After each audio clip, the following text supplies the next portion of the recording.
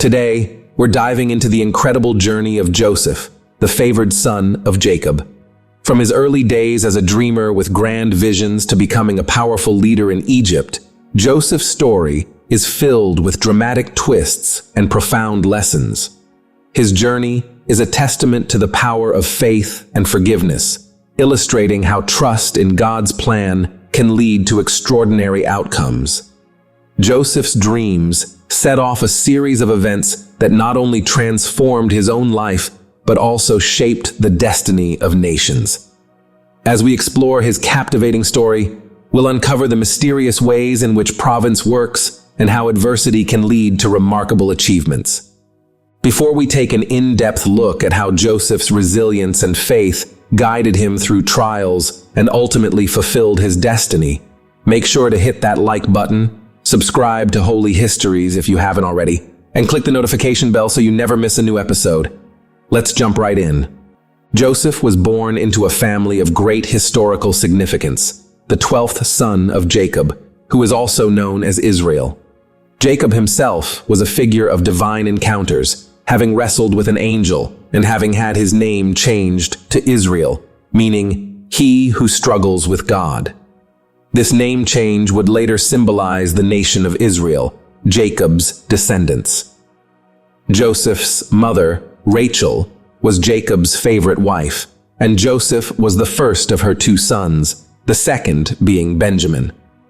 Jacob had 12 sons in total with his 2 wives, Leah and Rachel, and their maidservants, Bilhah and Zilpah.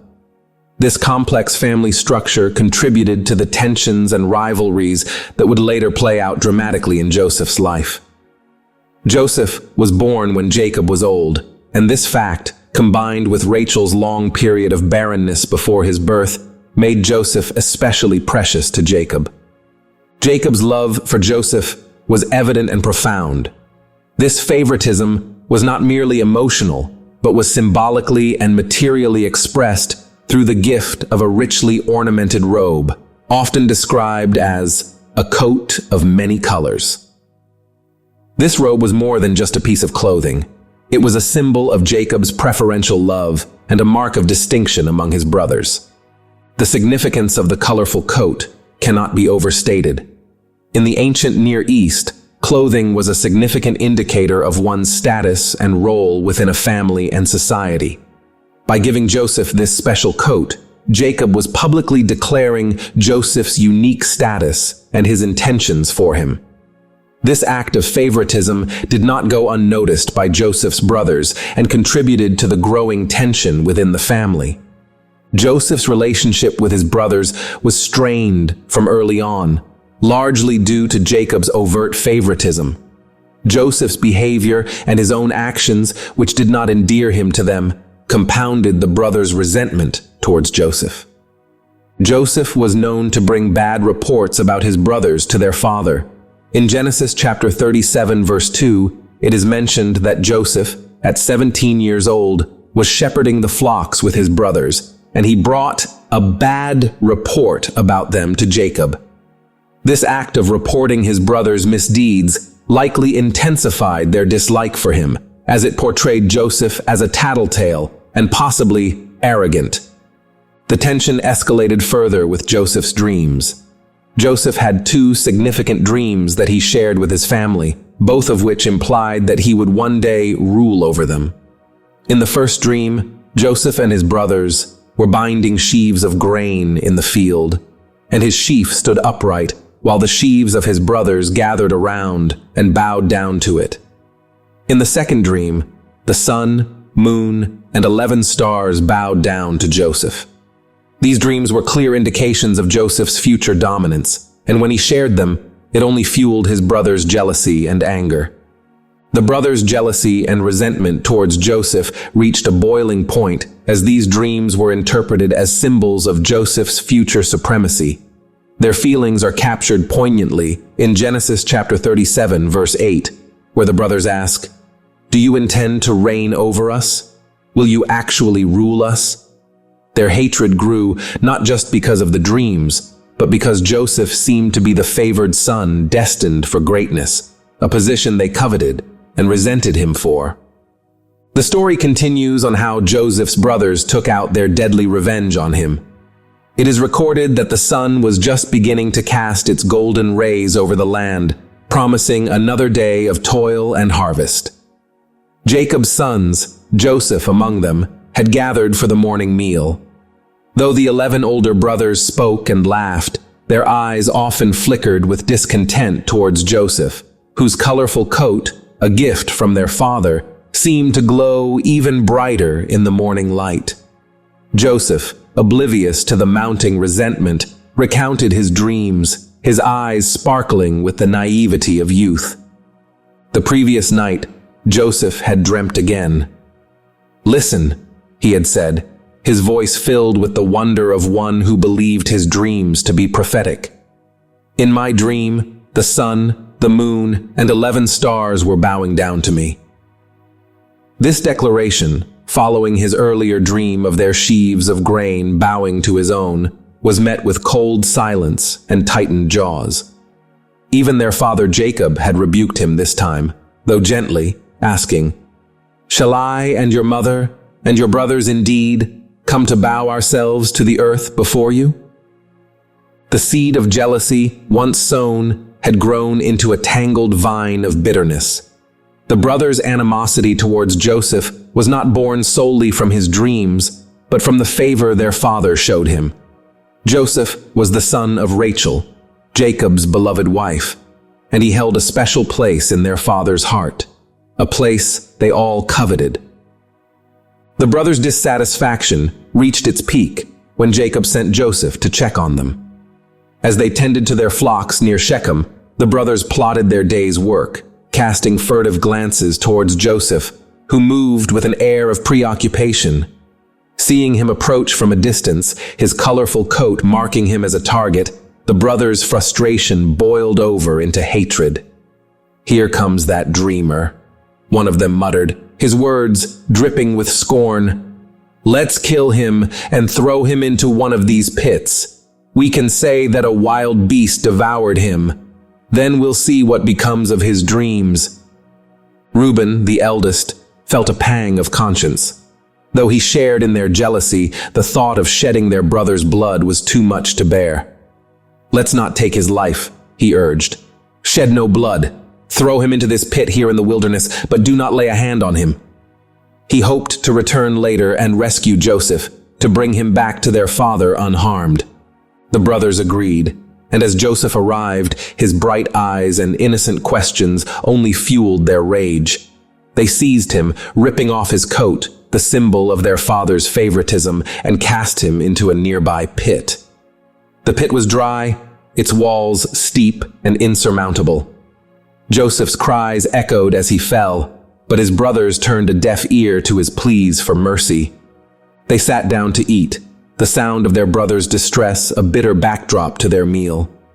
As they ate, a caravan of Ishmaelites approached from Gilead, their camels bearing spices, balm, and myrrh, on their way to Egypt. Judah, ever the opportunist, saw a chance for profit. "What profit is it if we kill our brother and conceal his blood?" he asked. "Come, let us sell him to the Ishmaelites, and let not our hand be upon him, for he is our brother, our own flesh." The brothers agreed, and they drew Joseph out of the pit, his face a mix of relief and confusion, quickly turning to terror as he realized their intent. They sold him for 20 pieces of silver, watching as he was bound and led away, his cries fading into the distance. The weight of the silver coins felt heavy in their hands, a tangible mark of their betrayal. Reuben returned, finding the pit empty. His heart sank with dread. "The boy is gone," he cried. "What am I to do?" His brothers quickly concocted a plan to cover their deed. They slaughtered a goat, dipping Joseph's coat in its blood, and brought it back to their father. "This we have found," they said, presenting the coat. "Please identify whether it is your son's robe or not." Jacob recognized it immediately, his heart breaking. "It is my son's robe. A fierce animal has devoured him. Joseph is without doubt torn to pieces." He tore his garments, put on sackcloths, and mourned his son for many days. His children tried to comfort him, but he refused to be consoled. "I shall go down to Sheol to my son, mourning," he said, grieving deeply. In Egypt, Joseph's fate hung in the balance. Sold to Potiphar, an officer of Pharaoh and captain of the guard, Joseph's journey was far from over. Though betrayed by his brothers and far from home, the dreams that once filled his nights remained a flickering light in the darkness. The God of his fathers had not abandoned him, and Joseph, though bruised and broken, would rise again. The brothers returned to their lives, each carrying the weight of their actions. The silence of their deceit lay heavy between them, a bond forged in treachery and blood. Joseph's dreams, which had once filled them with such rage, now haunted them, whispering of a future yet unwritten, a destiny they had tried to silence but could not destroy. Joseph, who was now in shackles and a slave, was led through the gates of a foreign land, the weight of his brother's betrayal pressing heavily upon him. The dreams that once seemed so vivid now felt like distant echoes. Potiphar, an officer of Pharaoh and captain of the guard, Joseph's life of servitude began to acquire him. Potiphar was a stern but fair man, and he soon recognized Joseph's potential. Despite the chains of his new reality, Joseph's spirit remained unbroken. He worked diligently, his natural acumen and integrity shining through in every task he undertook. Potiphar observed this, seeing that the Lord was with Joseph and made him succeed in all he did.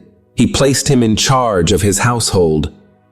In Potiphar's house, Joseph's responsibilities increased. He managed housekeeping with precision and wisdom. Under his care, the household flourished. Potiphar entrusted everything to Joseph, from the servant's duties to the estate's financial transactions. The house prospered, and Joseph's presence was a blessing to all. Despite his status as a slave, Joseph's position afforded him a level of respect and authority he had not known since his days in his father's house. Yet, with power came peril. Joseph's handsome appearance and noble demeanor captivated Potiphar's wife, Zuleika. Her admiration quickly turned to desire. She began to make advances toward him, her intentions clear and insistent. "Lie with me," she demanded, her eyes burning with unfulfilled longing. Joseph, bound by his loyalty to his master and his reverence for God, refused her. He said to her, "Behold, my master has no concern about anything in the house, and he has put everything that he has in my charge. He is not greater in this house than I am, nor has he kept back anything from me except you, because you are his wife. How then can I do this great wickedness and sin against God?" Zuleika's advances became more persistent, her frustration mounting with each rejection. Joseph took care to avoid her, yet she bided her time, waiting for an opportunity. One day, when the house was empty of servants, she seized him by his garment, demanding again that he lie with her. Joseph fled, leaving his garment in her hand. Spurned and humiliated, Zuleika's desire turned to spiteful vengeance. She called out to the servants, her voice a mixture of rage and feigned terror. "See, he has brought among us a Hebrew to laugh at us. He came to lie with me, and I screamed loudly. And as soon as he heard that I lifted up my voice and cried, he left his garment beside me and fled." Potiphar returned home to find his wife in tears, clutching Joseph's garment as evidence of his supposed betrayal. Her accusations were a dagger to his heart. Potiphar, torn between the loyalty he felt towards his trusted servant and the honor of his household, acted swiftly. He had Joseph arrested and thrown into the king's prison. The darkness of the prison was a stark contrast to the light of Potiphar's house.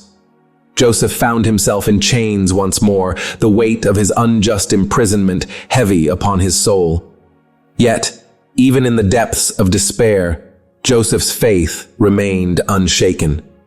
The Lord was with him, granting him favor in the eyes of the prison keeper. Joseph's natural leadership and integrity soon became apparent. The keeper of the prison, impressed by Joseph's character and abilities, placed him in charge of the other prisoners.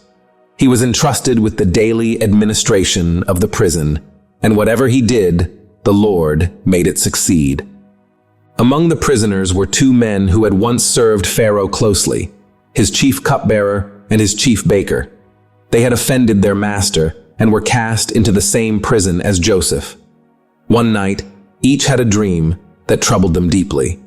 Seeing their distress, Joseph, with compassion and curiosity, asked, "Why are your faces downcast today?" The men shared their dreams with him, and Joseph, acknowledging God's guidance, offered to interpret them. The chief cupbearer recounted his dream first. "In my dream, there was a vine before me, and on the vine, there were 3 branches. As soon as it budded, its blossoms shot forth, and the clusters ripened into grapes. Pharaoh's cup was in my hand, and I took the grapes and pressed them into Pharaoh's cup and placed the cup in Pharaoh's hand." Joseph listened, then spoke confidently. "This is its interpretation. The 3 branches are 3 days. In 3 days, Pharaoh will lift up your head and restore you to your office, and you shall place Pharaoh's cup in his hand as formerly, when you were his cupbearer. But remember me when it is well with you, and please do me the kindness to mention me to Pharaoh, and so get me out of this house." Encouraged by the favorable interpretation, the chief baker shared his dream. "I also had a dream. There were 3 cake baskets on my head, and in the uppermost basket, there were all sorts of baked food for Pharaoh, but the birds were eating it out of the basket on my head." Joseph's heart grew heavy as he interpreted the dream. "This is its interpretation. The 3 baskets are 3 days. In 3 days, Pharaoh will lift up your head from you and hang you on a tree, and the birds will eat the flesh from you." 3 days later, on Pharaoh's birthday, the dreams came to pass exactly as Joseph had interpreted. The cupbearer was restored to his position, while the baker was executed. Despite Joseph's plea, the cupbearer forgot him, and Joseph remained in prison, his fate seemingly sealed by the bars that confined him. Yet, in the shadows of his cell, Joseph's faith endured. The dreams that had once heralded his downfall now held the promise of his redemption. And in the silent corridors of the prison, the whispers of destiny began to stir. For Joseph's journey was far from over, and the dreams that guided him were not yet fulfilled. The turning point in Joseph's life came when Pharaoh experienced 2 troubling dreams that none of his magicians or wise men could interpret.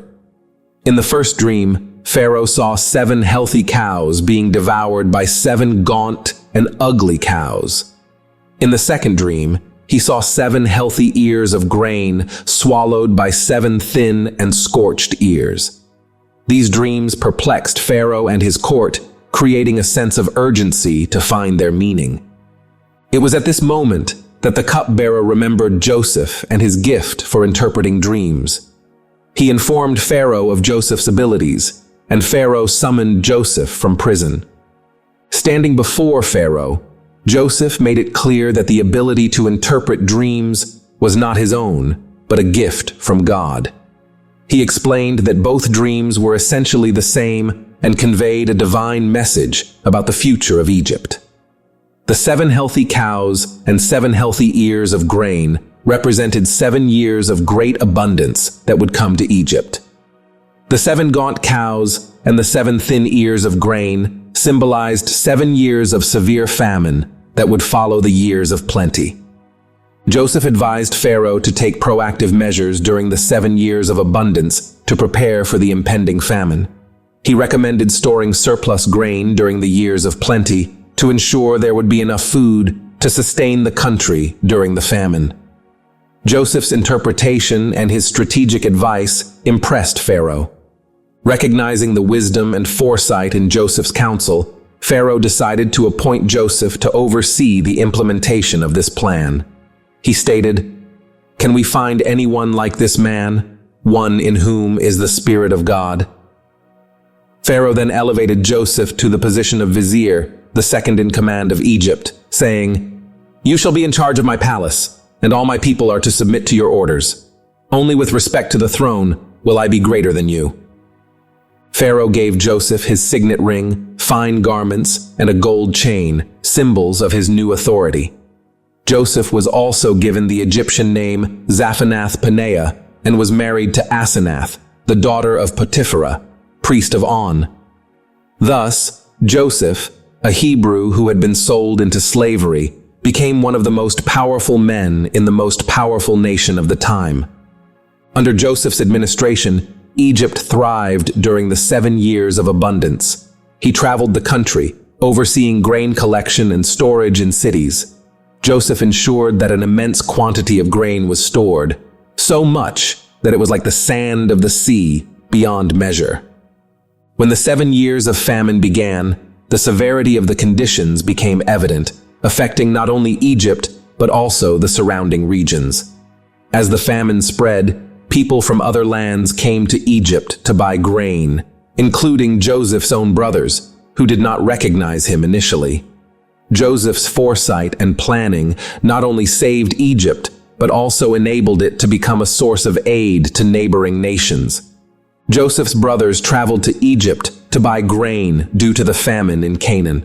They bowed before him, fulfilling Joseph's earlier prophetic dreams in which his brothers' sheaves bowed to his sheaf, and the sun, moon, and 11 stars bowed to him. Despite recognizing them, Joseph initially concealed his identity and tested his brothers to see if they had changed since selling him into slavery.